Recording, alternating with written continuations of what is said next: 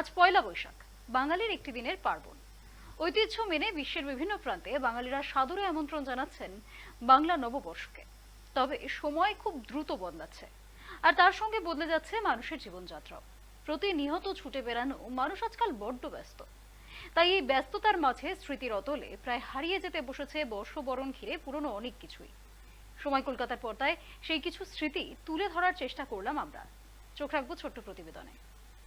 লালপিড়ে সাদা শাড়ি আর ধুতি পাঞ্জাবি পরে পয়লা বৈশাখের সকালে পুজো দিয়ে লুচি আলুর দম জিলিপি খাওয়া, কাছের মানুষদের সঙ্গে একটু সময় কাটানো। পয়লা বৈশাখের বিকেলে হালখাতা, লক্ষ্মী গণেশ দুই ভাই বোন বেতের চুবড়িতে লাল গামছা জড়িয়ে গুদি ঘরে আসন পাতবেন এদিন। আজ থেকে 10-15 বছর আগেও পয়লা বৈশাখের বিকেলে হালখাতা করতে যাওয়ার রেওয়াজ ছিল, তবে এখন অনেকটাই ফিকে হয়ে গিয়েছে সেই ঐতিহ্য। কালের নিয়মে এখন অনেকটাই বিলীন হয়ে গিয়েছে।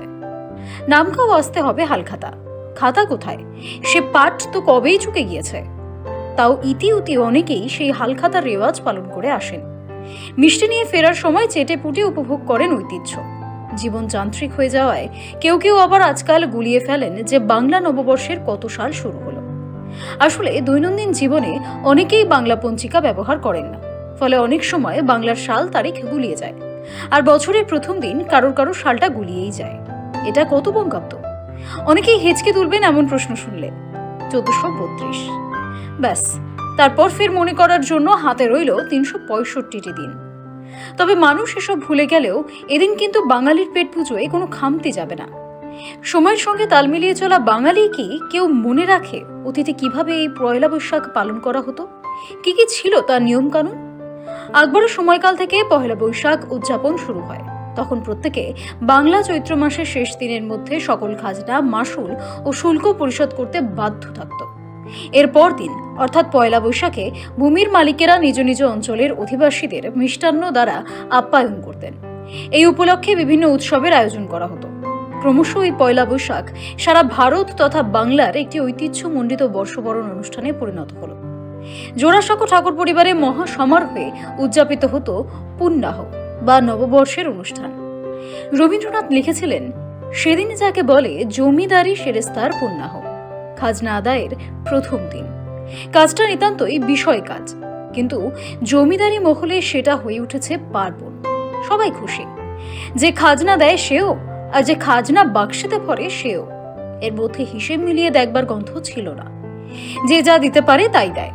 নববর্ষের প্রাক্কালে চৈত্র সংক্রান্তির দিবাগত রাতে নতুন ঘটে জল ঢেলে তাতে আতপ চাল ভিজিয়ে রেখে কচি পাতা যুক্ত আম গাছের সরু ডাল ভিজিয়ে রাখা হতো। পরদিন সকালে বাড়ির সবাইকে সেই ভেজানো চাল খেতে দিয়ে আমের ডাল জলে ভিজিয়ে সবার শরীরে ও ঘরের চারদিকে ছড়ানো হতো সার্বিক মঙ্গল কামনায়। ছোট বড় সকলের কপালেই দইয়ের ফোঁটা দেওয়া হতো।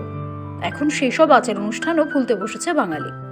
স্মৃতির অতলে প্রায় হারিয়ে যেতে বসেছে বর্ষবরণ ঘিরে পুরনো অনেক কিছুই। এখন নববর্ষে এসেছে রাজনীতির তিলক।